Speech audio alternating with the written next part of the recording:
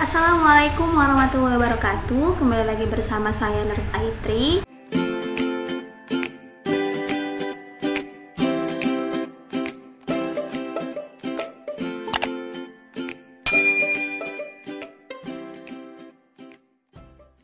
Nah, bagi teman-teman yang baru mampir di channelnya Aitri, silahkan di subscribe terlebih dahulu. Dan jangan lupa tanda loncengnya diaktifkan. Jadi kalau ada video-video terbaru dari Aitri, nanti akan muncul notifikasi di handphone kalian. Nah, jangan lupa juga di like, di komen, di share ke teman-teman lainnya. Insya Allah video ini bermanfaat. Nah, gimana teman-teman kabarnya? Gimana juga persiapan ujian kompetensinya yang tinggal menghitung hari? Gimana persiapannya? Yang pastinya sudah mantap ya, tinggal kita latihan-latihan sedikit-sedikit saja. Nah, harapannya di sini semoga teman-teman yang sedang menonton itu wajib kompeten ya, amin. Oke, untuk video kali ini aku mau bahas terkait soal-soal yang kemungkinan akan keluar di ujian kompetensi nanti. Nah, bagi teman-teman nontonnya jangan di skip-skip, nontonnya sampai habis. Nah, jadi nanti ketika pada saat membaca soal harap di pause terlebih dahulu sebelum menjawabnya. Next, kita lanjut aja ya ke soal yang pertama. Oke, untuk soal yang pertama di sini status obstetri. Nah, kita langsung menghitung aja. Jadi kalau ada soal-soal yang berkaitan dengan soal hitung menghitung, jadi itu langsung dia ke kata kuncinya di sini. Jadi seorang wanita 35 tahun itu lagi nggak usah dibaca lagi gitu. Nah, jadi tinggal baca pada tahun 2016 melahirkan seorang anak laki-laki. Tahun 2017 mengalami keguguran. 2 tahun berikutnya melahirkan seorang anak perempuan. Nah, ingat kalau status obstetri dia itu ada yang namanya jadi kalau dia status obstetri, jadi itu ada G, ada P, ada A. Jadi G-nya itu adalah gravida. Gravida itu adalah jumlah kehamilan. Ingat, setiap yang datang ke situ itu dia posisinya sedang hamil. Nah, yang kedua ada namanya P. P itu partus. Partus itu jumlah persalinan, artinya partus itu anaknya yang hidup. Nah, yang ketiga itu ada A. A itu abortus. Abortus itu adalah jumlah aborsi. Nah, jadi untuk abortus itu dia anaknya yang meninggal gitu. Mungkin di dalam kandungan atau ketika dilahirkan dia meninggal, itu masuknya ke abortus. Nah, kita lihat di soal dia itu hamil, itu yang pertama dia datang itu hamil, berarti masuknya ke G. Kemudian pada tahun 2016 melahirkan seorang anak laki-laki. Nah, itu berarti dia masuk G-nya 2, berarti P-nya masih 1. Kemudian tahun 2017 dia mengalami keguguran, berarti dia masuknya ke abortus, berarti abortusnya 1. Berarti dia termasuk G-nya udah 3 ya. Nah, kemudian 2 tahun berikutnya melahirkan seorang anak perempuan, berarti G-nya 4, P-nya itu 2, A-nya 1. Berarti dia hamil 4 kali, anaknya hidup itu ada 2, kemudian yang abortus dia ada 1. Kita ke soal yang nomor 2. Jadi di sini kapan taksiran persalinan? Kita langsung hitung ke HPHT-nya. HPHT-nya itu tanggal 16 Januari 2020. Nah, perlu diperhatikan di sini sering terjadi kesalahan. Jadi kita harus paham terlebih dahulu terkait apa itu HPHT. HPHT itu adalah haid pertama, haid terakhir. Nah, maksudnya dia haid pertama di bulan terakhir. Ingat, berarti dia itu terakhir haid di bulan Januari, tapi dia pertama haidnya di tanggal 16 Januari. Nah, di sini dia ada 2 rumus. Jadi dia kalau dari haid terakhirnya itu di bulan Januari ke Maret, berarti dia rumusnya tanggal ditambah 7, bulan ditambah 9, tahun ditambah 0.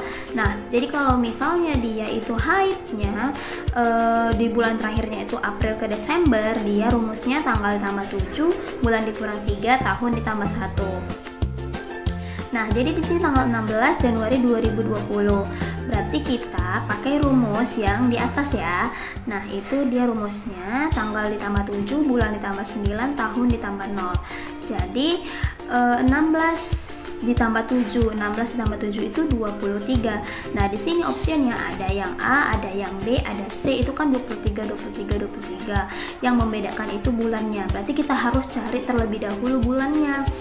Oh, dia bulannya itu Januari. Berarti kalau Januari dia ditambah, Januari itu bulan ke-1, berarti ditambah 9. 1 ditambah 9 itu 10. Nah, berarti 10 itu bulan Oktober. Oke. Nah, berarti di sini dia jawabannya yang B ya.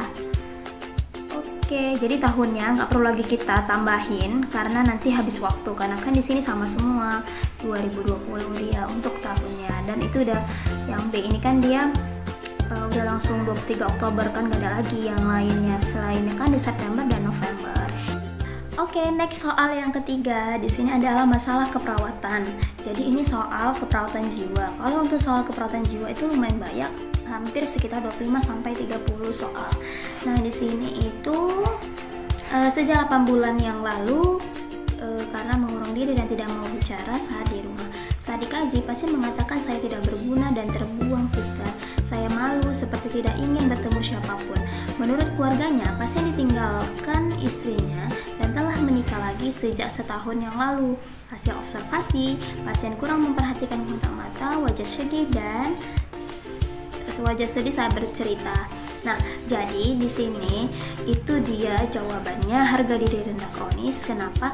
Karena di sini dia itu kata kuncinya ada di saya tidak berguna dan terbuang, saya malu seperti tidak ingin bertemu dengan siapapun.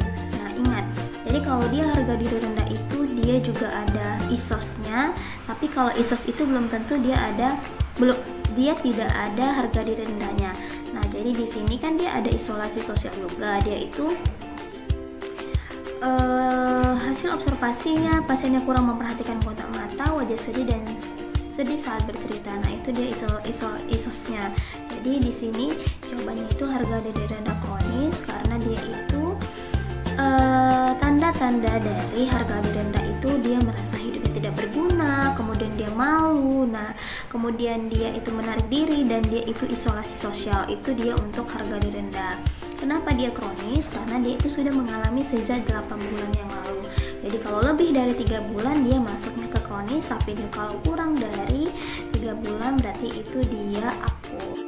Next kita soal yang keempat. Jadi di sini berapa luas luka bakar. Jadi kalau udah soal hitung-hitungan langsung aja deh kita hitung ya.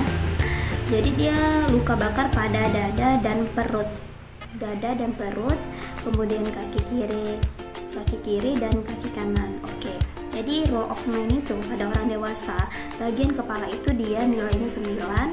Kemudian nanti bagian dada itu nilainya 9, bagian perut nilainya 9, kemudian bagian punggung dia nilainya 18, kaki kanan, tangan kanan itu nilainya 9, tangan kiri nilainya 9, dari minimum 1, kaki kanan itu nilainya 18, kaki kiri itu nilainya 18. Nah, jadi kita hitung ya. Dia itu pada dada dan perut. Ingat, dada dan perut. Kalau dada nilainya 9, perut nilainya 9, berarti itu totalnya 18 ya.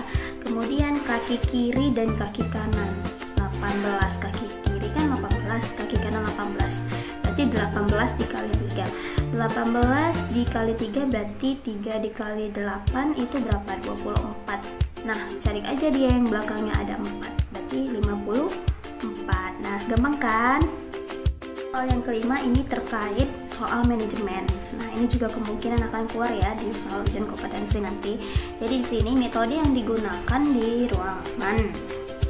Nah, jadi seorang kepala ruang membagi tugas kepada bawahannya dalam asuhan keperawatan sesuai dengan masalah utama yang dialami oleh pasien, sehingga dalam penyelesaian tugasnya seorang perawat dapat terfokus. Nah, dalam metode penugasan itu dia terbagi atas 4. Yang pertama ada namanya metode tim. Nah, yang kedua ada namanya dia metode Yang kedua ada namanya metode fungsional, dan yang ketiga ada namanya metode kasus, yang keempat ada metode primer. Jadi setiap kata kunci di setiap metode ini, jadi kalau dia yang metode fungsional, dia itu bekerja sesuai dengan fungsinya. Nah, kalau dia untuk metode tim, jadi dia itu nanti dibagi atas beberapa kelompok yang dia itu akan memiliki PJ sebagai ketuanya. Nah, untuk metode kasus itu dia kata kuncinya satu perawat satu pasien. Untuk metode primer itu dia kata kuncinya perawatnya bertanggung jawab penuh selama 24 jam mulai pasiennya masuk sampai pasiennya itu keluar. Perawatnya itu bertanggung jawab pada satu pasien itu. Nah, itu untuk metode primer. Kita balik lagi ke contoh soalnya. Nah, kira-kira dia itu jawabannya kemana? Oke, iya, jawabannya itu dia ke metode kasus. Kenapa? Karena di situ seorang perawatnya terfokus, ya. Itu untuk jawaban soal nomor 5. Oke teman-teman, itu tadi video kita terkait pembahasan soal-soal yang kemungkinan keluar di ujian kompetensi nanti.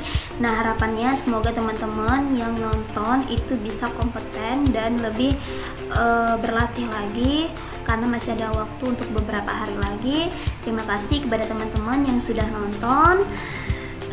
Ditunggu lagi video Aitri selanjutnya. Assalamualaikum warahmatullahi wabarakatuh.